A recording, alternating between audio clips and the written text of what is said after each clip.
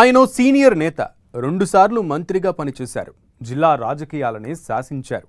Cut చేస్తే అలాంటి నాయకుడి రాజకీయ ప్రయాణంలో ఎన్నో మలుపులు. ఓ పార్టీకి రాజీనామా చేసి మరో పార్టీలో చేరి అక్కడ సరైన ప్రాధాన్యత దక్కక ఇబ్బంది పడుతూ కనిపించారు. అలాంటి నేతకు ఎట్టకేలకు క్లారిటీ వచ్చిందా? రూట్ క్లియర్ అయిందా?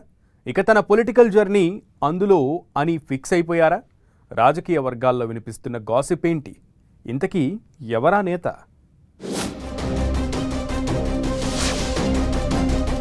బాలినేని సమస్యకు పరిష్కారం దొరికిందా? పార్టీ మారినప్పటి నుంచి బాలినేనికి ఇబ్బందులు.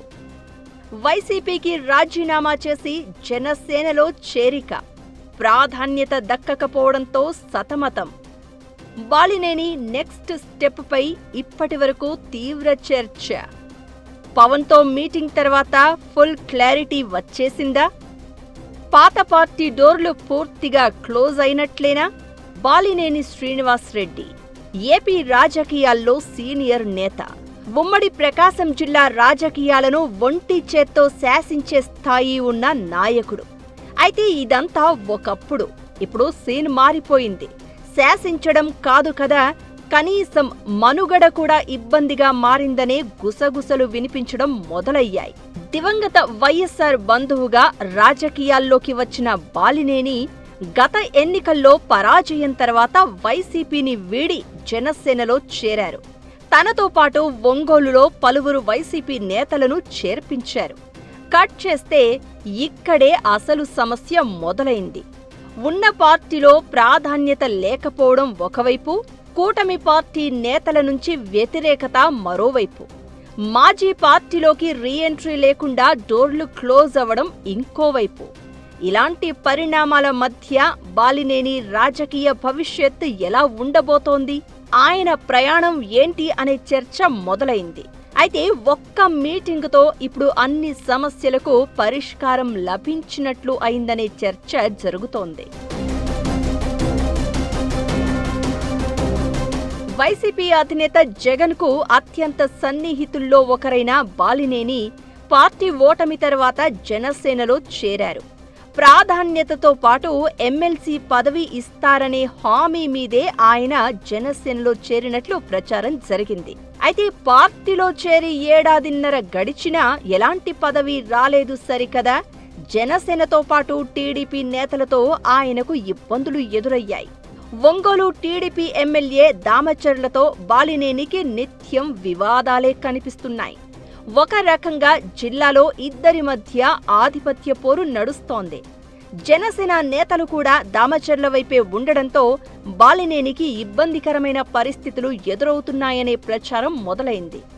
ఇలాంటి పరిణామాల మధ్య కుటుంబ సభ్యులతో సహా జనసేనాని పవన్ను కలిశారు బాలినేని. ఈ మీటింగ్ మీద చర్చ జరుగుతూ ఉండగానే ఆయన చేసిన పోస్ట్ ఇప్పుడు ప్రకాశం పాలిటిక్స్ ను మరింత ఇంట్రెస్టింగ్ గా మార్చింది. కూటమి పార్టీలో ఉంటూనే టీడీపీతో పాటు జిల్లా జనసేన నేతలపై విమర్శలు గుప్పిస్తూ ప్రశ్నిస్తూనే ఉంటానంటున్న బాలినేని కుటుంబ సమేతంగా పవన్ను కలిసి పలు విషయాలను సుదీర్ఘంగా చర్చించారు. ఆ తర్వాత రోజే పవన్ తమ నాయకుడే కాదు, తమ విశ్వాసం, నమ్మకం అంటూ ట్వీట్ చేశారు. ఇది రాష్ట్ర వ్యాప్తంగా చర్చకు దారితీస్తోంది.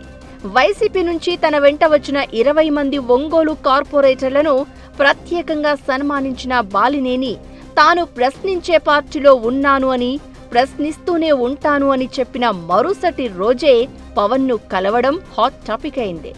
దీంతో పార్టీ మారిన తర్వాత ఇబ్బందులు పడుతున్న బాలినేని నెక్స్ట్ అడుగులు ఎటు అని ప్రశ్నిస్తున్న వాళ్లకు ఆన్సర్ లభించినట్లయింది. పవన్తో సుదీర్ఘ భేటీ, ఆ తర్వాత ఆయన చేసిన ట్వీట్ ఇక జనసేనలోనే తన ప్రయాణమని ఒక రకంగా మెసేజ్ ఇచ్చినట్లు అయిందనే ప్రచారం జరుగుతోంది. కొద్ది రోజులు ఓపిక పట్టాలనే పవన్ సూచనతో బాలినేని కూల్ అయ్యారట. నిజానికి టీడీపీ జనసేన నేతలతో బాలినేనికి వరుస వివాదాలు కనిపించిన వేళ తిరిగి ఆయన వైసీపీకి రీఎంట్రీ ఇస్తారనే ప్రచారం నడిచింది. ఉగాదికే ముహూర్తం అంటూ సోషల్ మీడియా కోడై కూసింది కూడా.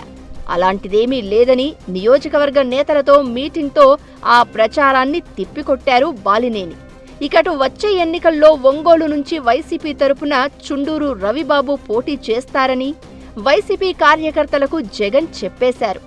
ఇదంతా ఎలా ఉన్నా ఒక్క మీటింగ్ ట్వీట్తో బాలినేని ఒంగోలు రాజకీయ వర్గాలకు క్లియర్ మెసేజ్ పంపారు అనే చర్చ జరుగుతోంది. దీంతో బాలినేని చుట్టూ వివాదాలకు ఫుల్ స్టాప్ పడినట్లే అనేది మరికొందరి వాదన.